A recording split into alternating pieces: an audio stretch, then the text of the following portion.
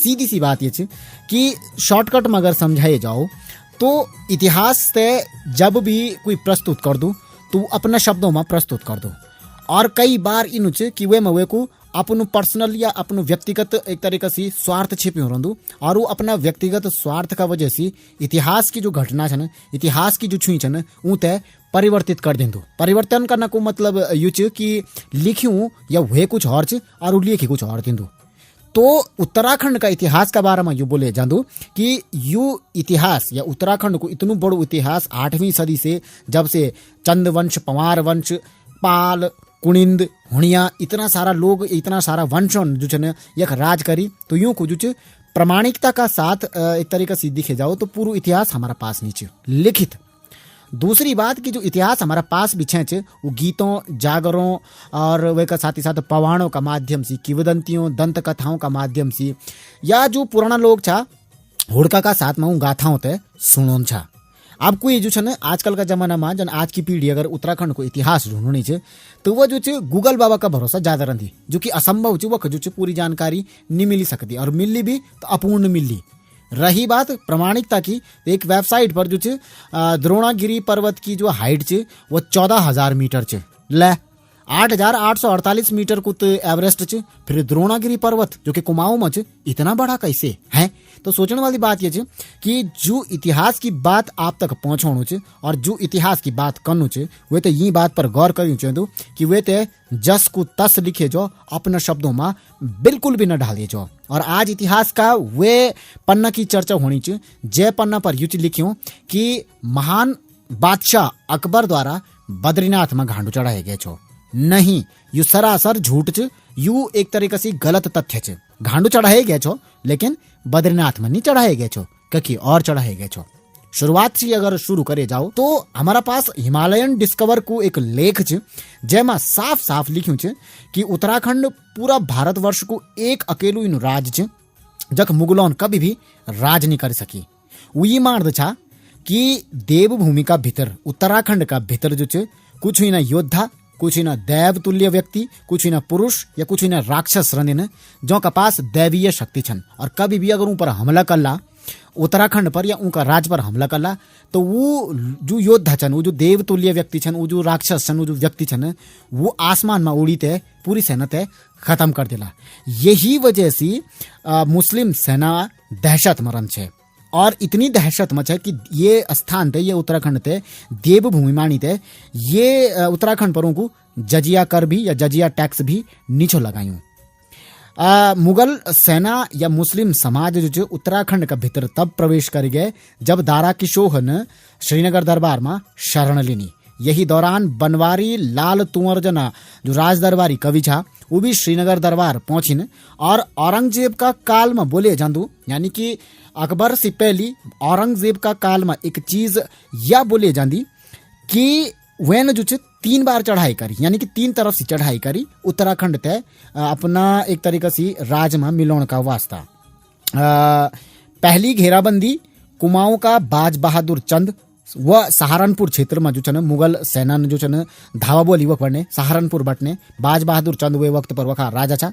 सिरमौर हिमाचल में सिरमौरी राजन पर उन जो आक्रमण करी ताकि वो जो छन यख गढ़वाल पर या उत्तराखंड पर कब्जा कर सकन। लेकिन कई महीनों तक की घेराबंदी का बाद और युद्ध में कुछ खास लाभ न होने का वजह से वे का साथ ही साथ अपना कुछ प्रमुख जो मतलब वीर था उनका मारे जाने का वजह से वो वापस चल गए। 2 बार गढ़वाल पर भी आक्रमण हुए लेकिन माल की दून से अग्नय गढ़वाल पर कभी भी मुगल सेना कब्जा नहीं कर सकी और मुगल सेना श्रीनगर नहीं चढ़ सकी। यू संक्षेप वृतांत जेमा जो छना हम बोल सकता कि भाई एक प्रमाण कि गढ़वाल पर कभी भी मुगलों को राज कै वजह से नहीं वे सकी। ऐज बढ़ने अब ऋषिकेश बढ़ने जब श्रीनगर जान छो तब वे वक्त पर रोड तो छनी छे,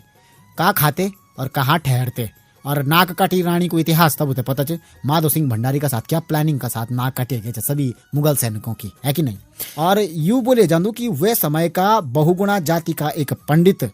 प्रयाग देवाचार्य जो छन बहुत ज्यादा विद्वान छा, जो कि गढ़वाल नरेश सहजपाल जो कि जो कार्यकाल बोले जादू 1548 से लेकर 1580 तक, वे वक्त पर जो उनको बहुत बड़ो नाम हुन्छ। और वो वे वक्त पर श्रीनगर में स्थित लक्ष्मी नारायण मंदिर च वे का प्रमुख प्रधान महंत का रूप में दायित्व संभाल छा। और बोले यू जादू कि हर वर्ष की तरह बादशाह अकबर द्वारा बद्रीनाथ और केदारनाथ का मतलब सामने पर एक तरीके से देखे जाओ तो भेंट प्रस्तुत करने का वास्ता मतलब वे का जो दूत था वह पहुंचे श्रीनगर दरबार में पहुंचे कि हम बद्रीनाथ थे केदारनाथ थे भेंट देना था। कहानी में या इतिहास में एक ही में बाटने बदलाव हम थोड़ा सा कर दा कि आखिर इन के कारण छ कि बादशाह अकबर जो चे अपना मतलब धर्म कर्म का अलावा बद्रीनाथ और केदारनाथ भी हर साल जनी वे का कपाट खुलता था भेंट दिन छो। आप ते ज्वाला देवी याद चे नीचे याद दिलो ना। बद्रीनाथ और केदारनाथ ते भेंट देने को पिछना को कारण यू छो कि बादशाह अकबर पर देवी ज्वाला यानी कि ज्वाला देवी जो हिमाचल में छन उनको दोष लग्यो छो। वे का बारे में बादशाह अकबर ते एक बार जानकारी मिली कि ज्वाला जी की जोत कभी भी नहीं बुझती और वे न जो वे माँ देवी ते अजमाउण का वास्ता जो चे बादशाह अकबर द्वारा जो चे ज्योति का मुख पर लोहा को एक तवा चढ़ा दी ज्योति बुझ जाओ ये सोची थे। लेकिन ज्योति जो चे ज्योति ते तो कुछ नहीं हुए, ज्वाला देवी की ज्योति ते कुछ नहीं हुए, ज्योति जो चे तवा फाड़ी थे बहरा गए। ये का बाद जो चे अकबर का आदेश पर पानी की नहर लाते ज्वाला देवी ते बुझाने की कोशिश भी करिए गए, लेकिन तब भी जो वो कामयाब नहीं हुए। अब ये सब देखी थे अकबर थे ज्वाला देवी को मतलब शक्ति को एहसास हुए और वे आगरा से कांगड़ा तक नंगा पैर की यात्रा करी थे मतलब क्षमा मांगने का वास्ता वो जो कांगड़ा पहुंची और अपनी श्रद्धा दिखाने का वास्ता सोना को एक बहुत बड़ू छत्र लीकते वो यक पहुंची। लेकिन चढ़ाने वक्त वे का मन में एक अहंकार आएगी छो कि मैं जो मुगल बादशाह होने का बाद भी ज्वाला देवी का मंदिर में जो कि हिंदुओं को मंदिर चे वे में जो बहुत बड़ू छत्र चढ़ाऊं छो। और ये घमंड या अहंकार आने का साथ ही जो निवेनु छत्र चढ़ाई वो छत्र जो इन धातु में बदल गए जैसे जो यू बता सकूं असंभव चे कि यू क्या धातु कुछ कई लोग भी जो लोहा बोदिन कई लोग जो अष्ट धातु बोदिन, लेकिन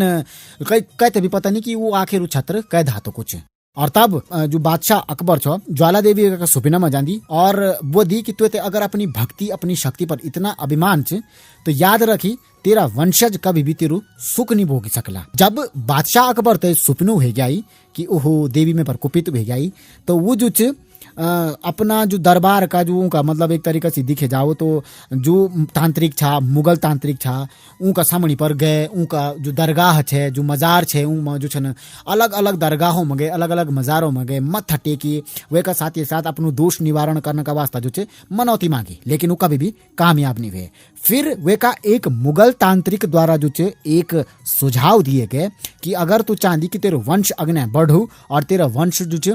सुखपूर्वक राज करो तो तू वही धर्म का जो सबसे बड़ा देवता छन उनका पास जा क्षमा मांग उनते भेंट अर्पण कर शायद तेरे कुछ भलू भेजो। और यही आधार पर जो छे बादशाह अकबर द्वारा अपना मुगल तांत्रिक का सुझाव पर हर वर्ष जनी बद्रीनाथ और केदारनाथ का कपाट खुलता छा, साथ ही गंगोत्री और यमुनोत्री पे भी वो जो भेंट भेजना शुरू कर दिन छो। बादशाह अकबर का दूत जो छन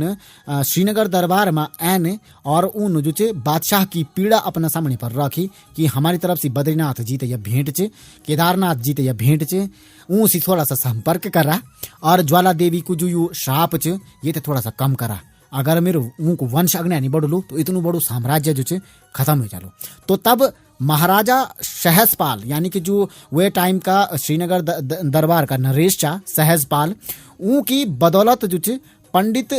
जो प्रयाग देवाचार्य छा जो कि बहुगुणा जाति का छा उनका आशीर्वाद सी पुत्र रत्न की प्राप्ति हुए जो कि उनकी तीसरी पत्नी जोधाबाई सी भेजो। जोधाबाई की पहली 2 संतान हसन और हुसैन को जन्म हुए और कुछ महीनों बाद उनकी मृत्यु हो गई, जैका वजह से बादशाह अकबर तय भविष्य की चिंता सताउन लग गए।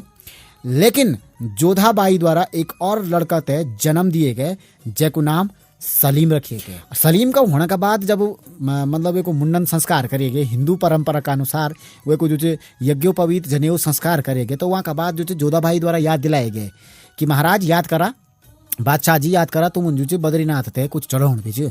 तो बादशाह अकबर द्वारा जो हाँ याद आ गए भाई साहब मेरे वचन छंदिनिया, तो उन जो कोशिश करी कि आप तो के मतलब सिचुएशन का हिसाब से किस्मत का वजह से वो आप तो बद्रीनाथ में उपलब्ध नहीं हो सकिन, आ नहीं सकिन, लेकिन उन जो अपना दूतों का माध्यम से वो घांडो जो श्रीनगर दरबार तक पहुंचा देनी। और एक तरीके से दिखे जाओ तो एक तरीके से यू बोले जा सको तो कि यू इन छो कि भाई मैंने घांडो श्रीनगर दरबार तक पहुंचा ली, मैंने जो खाना पूर्ति पूरी कर ली। और वहां का बाद जो स्थिति परिस्थिति इन उत्पन्न हो गए कि वो घांडू कभी भी बद्रीनाथ तक नहीं पहुंच सकी। इतिहासकार जो अपना अपना हिसाब से मतलब उत्तराखंड को इतिहास पेश कर दिन, वो बोदिन कि नहीं घांडू बद्रीनाथ में चे, लेकिन घांडू बद्रीनाथ में नीचे बल्कि वे ते जो पांडुकेश्वर मंदिर में ही चढ़ाए जा सकी। और पांडुकेश्वर मंदिर में जो घांडू चे वे पर फारसी में लिख्यूं चे, जैसे कि मैं एक बार ने हिंदी ट्रांसलेट करी थे आप तक पहुंचाणु छो। श्रद्धा पूर्वक अर्पित यु घंटा या यु घांडू भगवान की असीम कृपा का तय धन्यवाद देने का वास्ता चढ़ाए गए दिल्ली निवासी कारीगर खातम दास का पुत्र नारायण दास द्वारा ईश्वर की छत्र छाया का समान, यानी कि ईश्वर की छत्र छाया का समान अद्वितीय एवं धर्म पर अटल विश्वास रखने वाला